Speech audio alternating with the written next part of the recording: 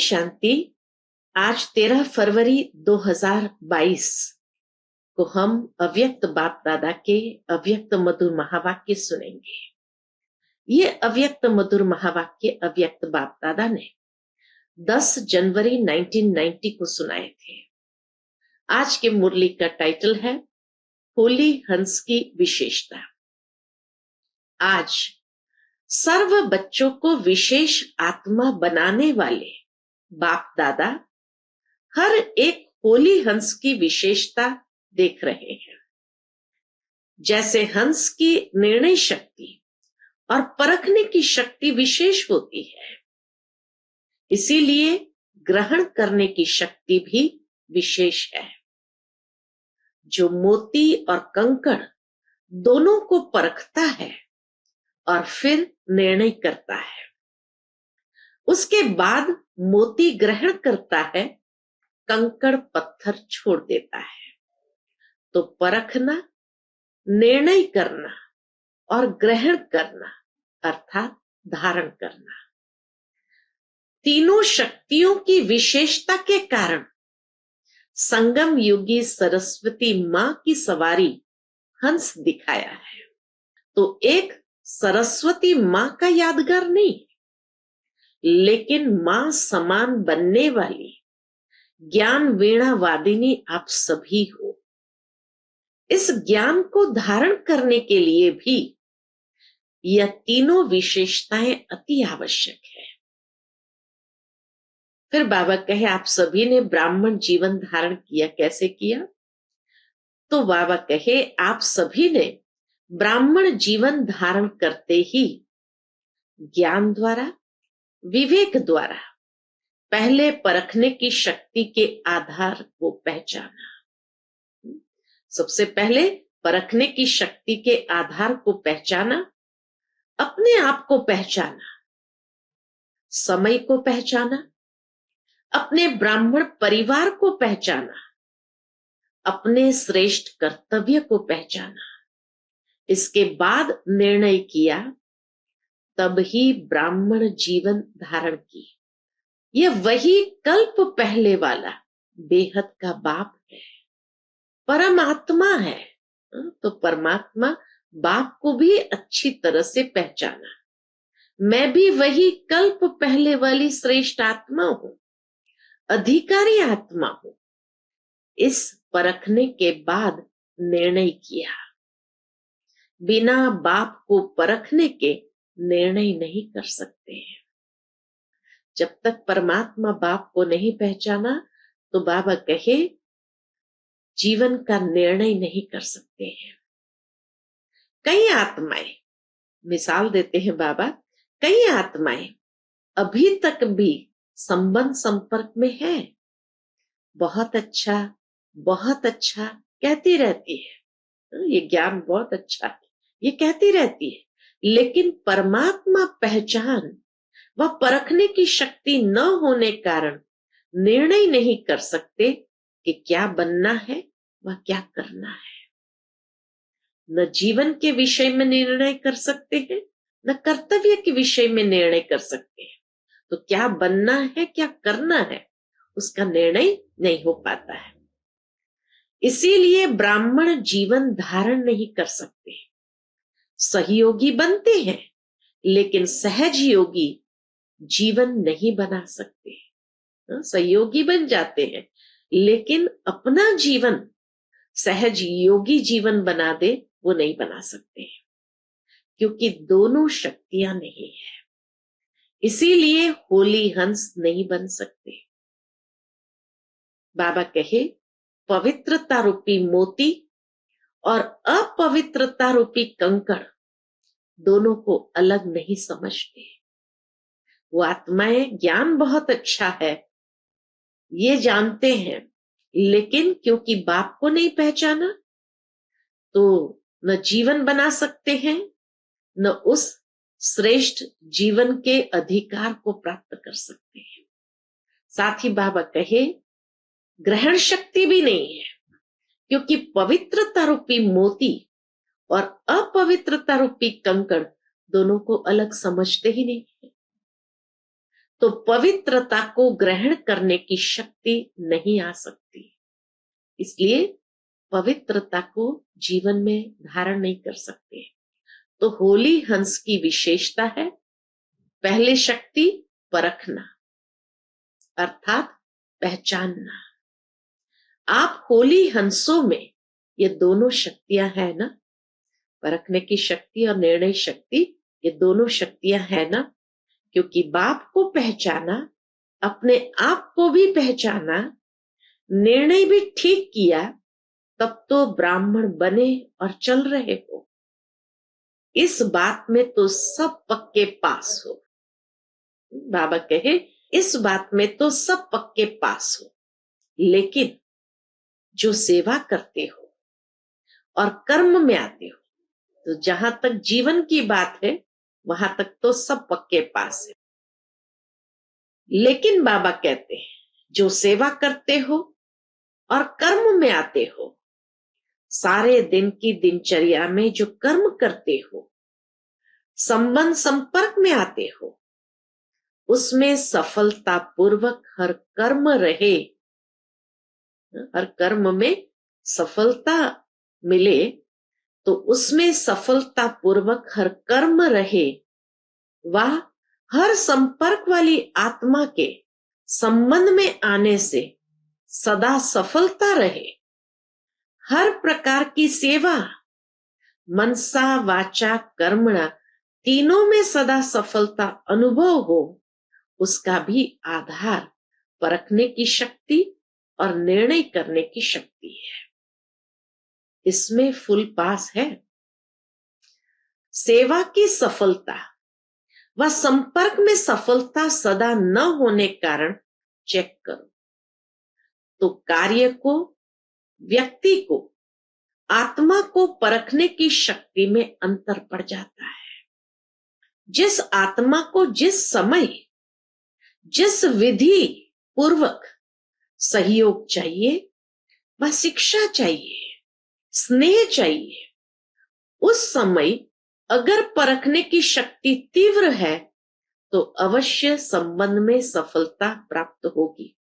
लेकिन होता क्या है, अब बाबा रिजल्ट बताते। होता क्या है, जिस आत्मा को जो सहयोग व विधि उस समय चाहिए वो न देकर व न परखने कारण अपने ढंग से उसको सहयोग देते हो, वह विधि अपनाते हो, इसलिए संतुष्टता की सफलता नहीं होती है। जैसे शारीरिक बीमारी को परखने की डॉक्टर को विधि न आए तो क्या होता है, ठीक होने के बजाय एक से अनेक रोग और पैदा हो जाते हैं। अगर बीमारी की जड़ को पहचाना नहीं उसने डॉक्टर ने और ऊपर से ट्रीट किया, तो क्या होता है, एक रोग को ठीक करने के बजाय उसकी साइड इफेक्ट्स अनेक प्रकार की और बीमारियां क्रिएट हो जाती है और पेशेंट को संतुष्टता की सफलता नहीं मिलती, वो पेशेंट भी संतुष्ट नहीं होती। जिसको साधारण शब्दों में बाप दादा कहते हैं कि हर एक की नब्ज को पहचान, चलना और चलाना भी जरूरी है। ब्राह्मण जीवन है, परिवार है, तो परिवार में चलना और चलाना दोनों जरूरी है। तो क्या करना पड़ेगा, पहचानने अर्थात परखने की शक्ति को तीव्र करना पड़ेगा। इसमें अंतर पड़ जाता है, जिसको आप साधारण भाषा में कहते हो हैंडलिंग में फर्क।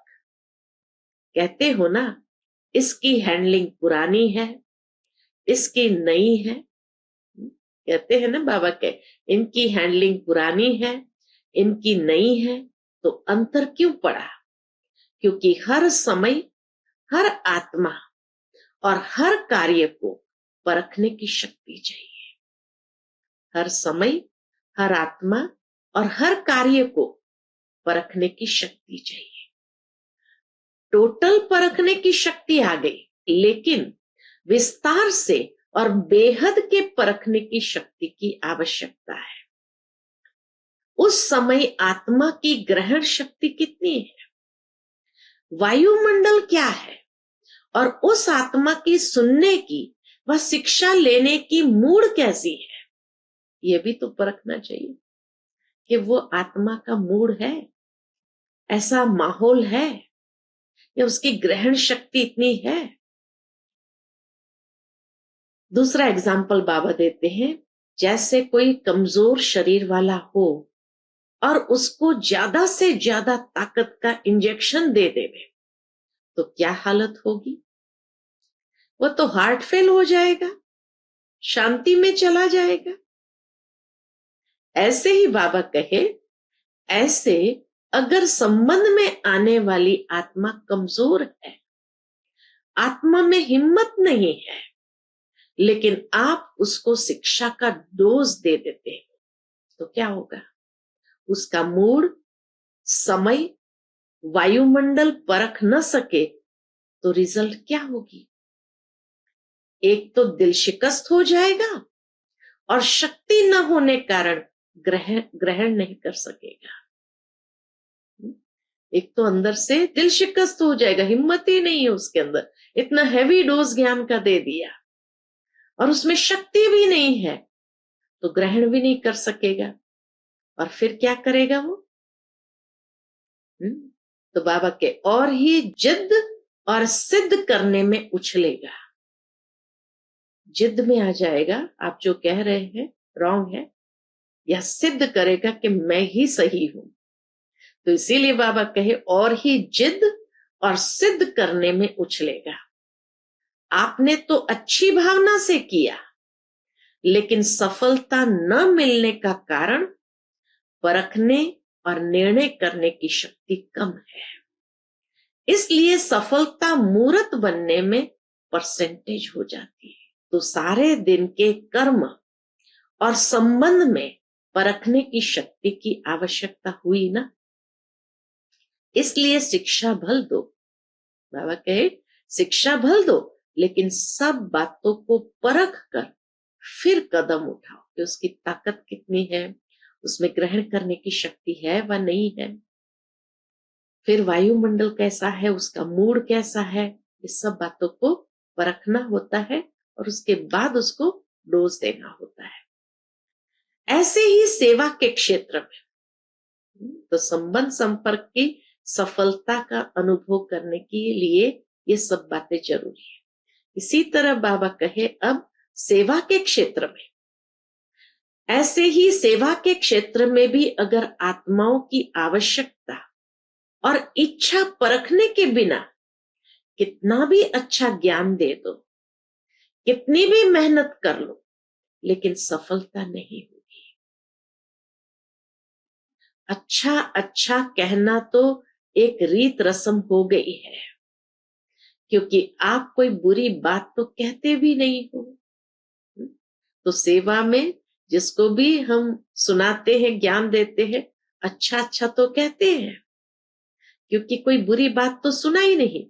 लेकिन जो सफलता का लक्ष्य रखते हो उसमें समीप अनुभव करो, उसके लिए परखने की शक्ति अति आवश्यक है। जैसे बाबा एग्जाम्पल देते हैं, जैसे कोई मुक्ति का इच्छुक है और उसको आप जीवन मुक्ति और मुक्ति दोनों भी दे दो, लेकिन वो रुचि नहीं रखेगा। एग्जाम्पल बाबा देते हैं, पानी के प्यासे को 36 प्रकार का भोजन दे दो, लेकिन वह संतुष्ट पानी की बूंद से ही होगा, न कि भोजन से। तो मुक्ति के इच्छुक को परख कर अगर उसको जीवन मुक्ति के बारे में स्पष्टीकरण देंगे तो उसकी इच्छा भी बढ़ेगी और जीवन मुक्ति में परिवर्तन भी हो जाएंगे। अगर ये परख लिया कि ये मुक्ति के इच्छुक है और फिर उसको मुक्ति के बारे में स्पष्टीकरण किया तो फिर उसकी इच्छा बढ़ेगी और जीवन मुक्ति के लिए परिवर्तन भी हो जाएंगे। सोचेगा हाँ मैं भी जीवन मुक्ति में जाना चाहता। बाबा कहे किसको धारणा की बातें सुनना अच्छा लगता है, किसी किसी को धारणा की बातें सुनना अच्छा लगता है, उसको आप कल्प 5000 वर्ष का व गीता का भगवान कौन ये बताना शुरू कर दो तो और ही इंटरेस्ट खत्म हो जाएगा। उसको धारणा की बातें अच्छी लगती है, व्यवहारिक बातें अच्छी लगती है, और उसको हम 5000 साल की बात कर रहे हैं गीता के भगवान की, तो उसको इंटरेस्ट खत्म हो जाएगा कि यहां मेरे काम की कोई बात नहीं है। इसलिए बाबा कहे सेवा में भी आत्मा की स्थिति व उसकी आस्था क्या है, उसका विश्वास कहाँ है, उसको परखना आवश्यक है। तो सेवा में सफलता का आधार किस शक्ति पर हुआ? परखने की शक्ति चाहिए, सेवा में भी परखने की शक्ति चाहिए। तो पहले बाबा ने संबंध संपर्क में आने वाले की आत्मा की बात स्पष्ट किया कि वहां भी परखने की शक्ति चाहिए, और फिर सेवा में सफलता के लिए भी परखने की शक्ति चाहिए। चाहे अज्ञानी आत्माओं की सेवा, चाहे सेवा साथियों की सेवा, दोनों में सफलता का आधार एक ही है। तो होली हंस की विशेषता सबसे पहले परखने की शक्ति को बढ़ाओ। परखने की शक्ति यथार्थ है, श्रेष्ठ है, तो निर्णय भी यथार्थ होगा, और आप जिसको जो देना चाहते हैं वह उसमें ग्रहण करने की शक्ति स्वतः ही होगी, और क्या बन जाएंगे? नंबर 1 सफलता मूर्त। तो चाहे सेवा में, चाहे संबंध में, लक्ष्य को प्राप्त करने के लिए इस लक्षण को धारण करो। कितना प्रैक्टिकल बाबा की हर एक बात है। हम लोग कई बार नशे में आ जाते हैं, और इसीलिए न वायुमंडल देखते, न आत्मा की कैपेसिटी देखते हैं, न कुछ भी नहीं देखते, और ओवरडोज भी हो जाता है कभी, और इसीलिए सब फिर सोचते हैं हमने तो जो देना चाहिए दिया, फिर भी सफलता क्यों नहीं मिली। तो बाबा डाउन टू अर्थ इतना प्रैक्टिकल बातें बताते हैं सफलता प्राप्त करने के। फिर बाबा कहते हैं तो सारे दिन में ये चेक करो, सारे दिन की दिनचर्या में परखने की शक्ति कहां तक यथार्थ हुई। अब बाबा के स्वयं में चेक करो, रोज अपनी दिनचर्या में जरूर चेक करना चाहिए, और कहां करेक्शन एडिशन करने की आवश्यकता रही ये भी चेक करो। रोज का अगर हम अपने आप को देखेंगे कि आज सफलता मिली या नहीं मिली, तो बाबा कहे स्पष्ट अनुभव होगा क्या करेक्शन क्या एडिशन करने की जरूरत है। करने के बाद करेक्शन अपने आप होती जरूर है। क्यों? क्योंकि बाबा कहे दिव्य बुद्धि का वरदान सबको मिला हुआ है। फिर बाबा कहे चाहे समस्या के वश, समय व परिस्थिति के वश, व कोई आत्मा के संग के वश, व माया द्वारा मन मत के वश उस समय पर वश हो जाते हैं, लेकिन समय परिस्थिति संग का प्रभाव, मन मत का प्रभाव जब हल्का हो जाता है, फिर दिव्य बुद्धि अपना काम करती है, तब रियलाइजेशन जरूर होती है। जिसको आप लोग कहते हो जोश से होश में आ गए। फिर महसूस होता है कि यह करेक्शन व एडिशन होनी चाहिए थी, वह करनी है, लेकिन रजिस्टर में व कर्मों के हिसाब के किताब में दाग नहीं, लेकिन बिंदी तो पड़ गई, बिल्कुल साफ तो नहीं रहा ना। इसलिए कहा जाता है कर्मों की लीला अति गुह्य है। तो पहले बाबा ने संबंध संपर्क की सफलता के विषय को स्पष्ट किया, सेवा में सफलता के विषय को स्पष्ट किया। अब बाबा कहे अपने कर्मों में सफलता, तो अपने कर्मों की लीला समझना जरूरी है, उसके लिए भी परख शक्ति चाहिए। बाप दादा के सन्मुख टीचर्स बैठी थी, तो टीचर्स तो कर्मों की लीला को अच्छी रीति जान गई है ना।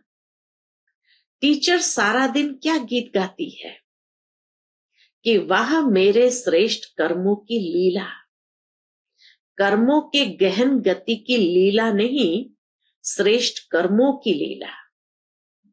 बाबा ने करेक्शन किया, कर्मों की गहन गति की लीला नहीं, लेकिन श्रेष्ठ कर्मों की लीला।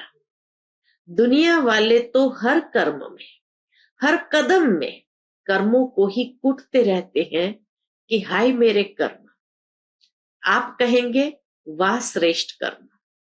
इतना अंतर हो गया। अब इसमें और आगे बढ़ो कि सदा वाह श्रेष्ठ कर्म हो, साधारण कर्म नहीं, वाह श्रेष्ठ कर्म हो। कर्म को कूटना तो खत्म हो गया, लेकिन श्रेष्ठ कर्म हो, इसमें अंडरलाइन करना। अगर मिक्स कर्म है, साधारण भी है, श्रेष्ठ भी है, तो सफलता भी मिक्स हो जाती है। तो अब बाबा कर्मों की सफलता के विषय में स्पष्टीकरण देते हैं कि पहले देखो मेरे कर्म श्रेष्ठ है या साधारण और श्रेष्ठ दोनों मिक्स है। अगर दोनों मिक्स है तो सफलता भी जरूर मिक्स हो जाती है। अभी विशेष अटेंशन यह देना है कि साधारणता को विशेषता में परिवर्तन करो। इस पर भी कभी सुनाएंगे कि बाप दादा हर एक की रोज की दिनचर्या में क्या क्या देखते हैं, वो भी बाबा कहे कभी सुनाएंगे। साधारणता कितनी है और विशेषता कितनी है, यह रिजल्ट देखते रहते हैं। बाबा ऊपर से ये रिजल्ट देखते रहते हैं। बाप दादा के पास देखने के साधन इतने हैं जो एक ही समय देश विदेश के सभी बच्चों को देख सकते हैं।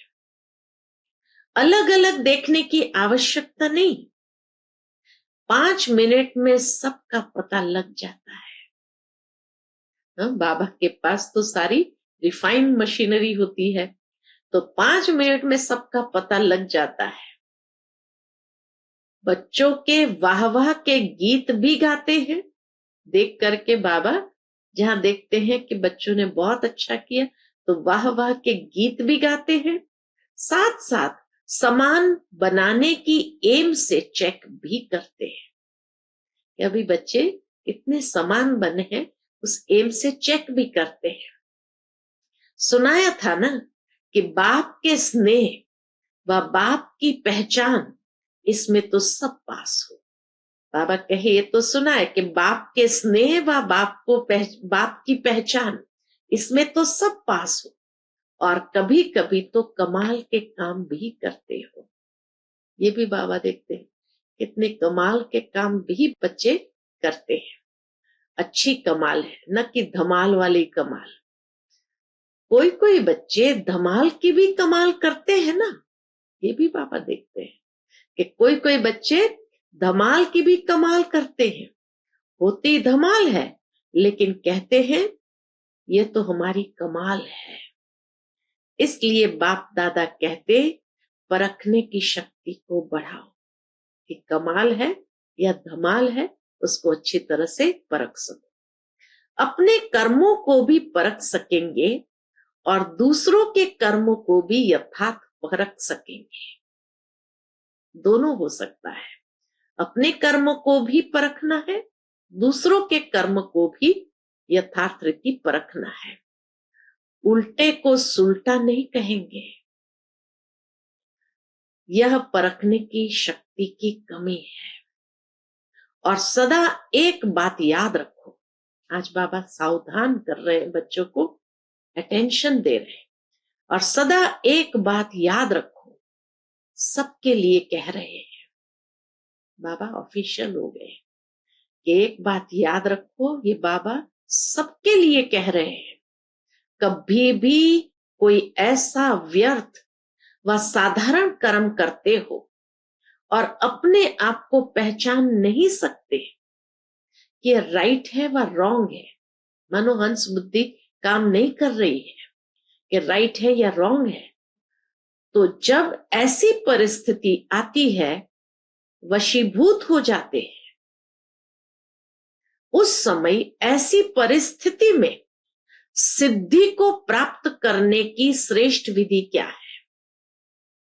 ऐसे समय में जहां हम अपने आप को नहीं परख सकते हैं, वशीभूत है, तो ऐसी परिस्थिति में सिद्धि यानी सफलता प्राप्त करने की श्रेष्ठ विधि क्या है? क्योंकि उस समय अपनी बुद्धि तो वशीभूत है। राइट को भी रॉन्ग समझते हो, रॉन्ग को रॉन्ग नहीं समझते हो, राइट समझते हो। राइट को रॉन्ग समझते, रॉन्ग को राइट समझते हो, फिर जिद करेंगे या सिद्ध करेंगे। यह निशानी है वशीभूत बुद्धि की। बाबा कहे यह निशानी है वशीभूत बुद्धि की।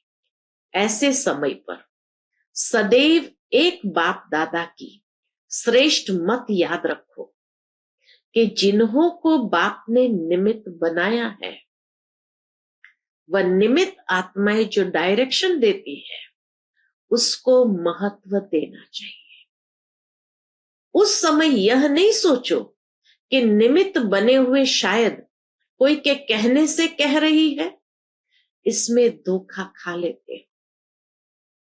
निमित्त बनी हुई श्रेष्ठ आत्माओं द्वारा जो शिक्षा व डायरेक्शन मिलते हैं, उसको उस समय महत्व देने से अगर कोई बुरी बात भी होगी तो आप जिम्मेवार नहीं है।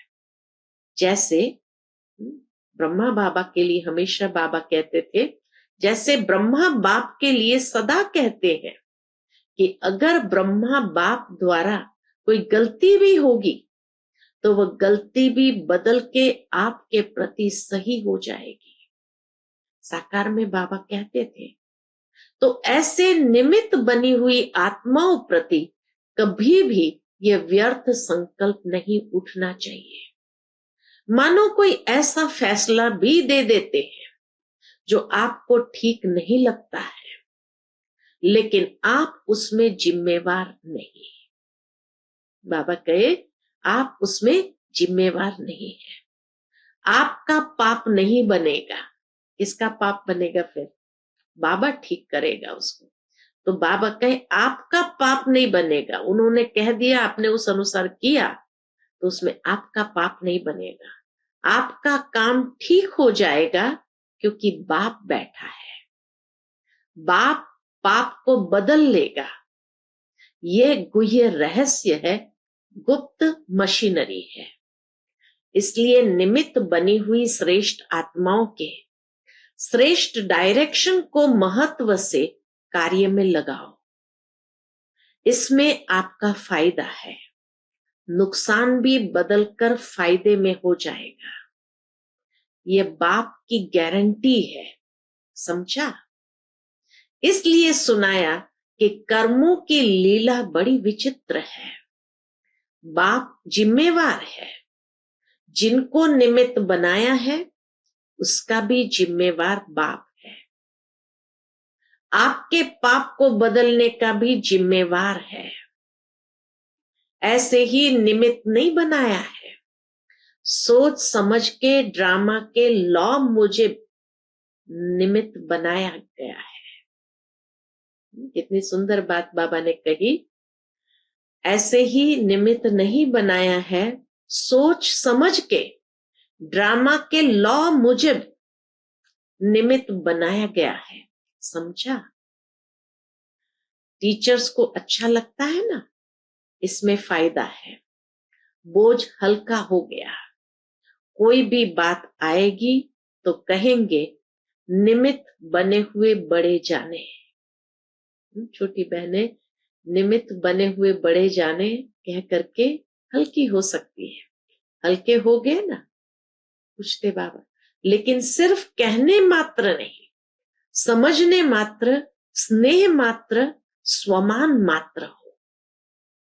वो स्वमान में भी हो, स्नेह स्वरूप भी हो, और समझ करके उसको स्वीकार करना।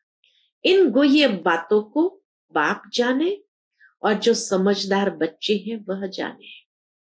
निमित्त बनी हुई आत्माओं के लिए कुछ भी कहना अर्थात बाप के लिए कहना। निमित्त बाप ने बनाया है ना, बाप से ज्यादा आपको परखने की शक्ति है? पूछते बाबा, क्या बाप से ज्यादा आपको परखने की शक्ति है? बाप दादा का अति स्नेह सभी बच्चों से है। ऐसे नहीं कि निमित्त बने हुए से प्यार है। बाबा के ऐसे नहीं कि सिर्फ निमित्त बने हुए से ही प्यार है, दूसरों से नहीं। यह भी प्यार के कारण ही डायरेक्शन देते हैं। प्यार नहीं होता तो कहते जैसे चल रहे हैं चलते रहे। जब इतनी हिम्मत रखी है और ब्राह्मण जीवन में चल रहे हो, उड़ रहे हो, तो छोटी सी कमजोरी भी क्यों रह जाए? यह है प्यार, बाबा का प्यार है, जो बाबा उस छोटी सी कमजोरी को देख नहीं सकते। प्यार वाले की कमी कभी नहीं देखी जाती है। यह है प्यार की निशानी। जिससे दिल का सच्चा प्यार होता है, जिससे दिल का सच्चा प्यार होता है, उसकी कमी को हमेशा अपनी कमी समझते हैं। बाबा भी अपनी कमी समझते हैं। अच्छा, कोई भी कार्य करो तो कभी भी कोई हलचल के वातावरण के प्रभाव में नहीं आओ। अपना प्रभाव डालो तो वह आपके प्रभाव में आ जाएंगे, और दिल से यही निकलेगा कि सफलता हमारा जन्म सिद्ध अधिकार है। हिम्मत का बहुत महत्व है। कभी किसी बात में घबराओ नहीं। हजार भुजाओं वाले आप भी हो। इतनी बड़ी बात बाबा ने कही, हजार भुजाओं वाले आप भी हो। कैसे? बाप की हजार भुजाएं आपकी भी तो हुई ना। बाप की हजार भुजाएं आपकी भी तो हुई ना। इसीलिए आप भी बाबा के हजारों भुजा वाले हो। अच्छा, चारों ओर के सदा परखने की शक्ति की विशेष आत्माओं को सदा हर कर्म और संबंध में श्रेष्ठ सफलता प्राप्त करने वाली सफलता मूर्त आत्माओं को सदा हिम्मत और शुभ भावना और शुभ कामना द्वारा परिवर्तन करने वाली शक्तिशाली आत्माओं को सदा वह मेरे श्रेष्ठ कर्म के खुशी के गीत गाने वाले बच्चों को बाप दादा का याद प्यार और नमस्ते। हम सब रूहानी बच्चों की रूहानी माता पिता बाप दादा को याद प्यार, गुड मॉर्निंग और नमस्ते। नमस्ते। शुक्रिया बाबा, शुक्रिया। आज का बाप दादा का मधुर वरदान हम बच्चों के प्रति है, शांति की शक्ति से संस्कार मिलन द्वारा सर्व कार्य सफल करने वाले सदा निर्विघ्न भव। शांति की शक्ति से संस्कार मिलन द्वारा सर्व कार्य सफल करने वाले सदा निर्विघ्न भव। सदा निर्विघ्न वही रह सकता है जो सी फादर फॉलो फादर करता है। सी सिस्टर सी ब्रदर करने से ही हलचल होती है। इसलिए अब बाप को फॉलो करते हुए बाप समान संस्कार बनाओ, तो संस्कार मिलन की रास करते हुए सदा निर्विघ्न रहेंगे। शांति की शक्ति से अथवा शांत रहने से कितना भी बड़ा विघ्न सहज समाप्त हो जाता है और सर्व कार्य स्वतः संपन्न हो जाते हैं। आज का स्लोगन है, त्रिकालदर्शी वह है जो किसी भी बात को एक काल की दृष्टि से नहीं देखते, हर बात में कल्याण समझते हैं। त्रिकालदर्शी वह है जो किसी भी बात को एक काल की दृष्टि से नहीं देखते, हर बात में कल्याण समझते हैं। अच्छा, Om Shanti. To watch Peace of Mind channel videos on YouTube, subscribe us on youtube.com/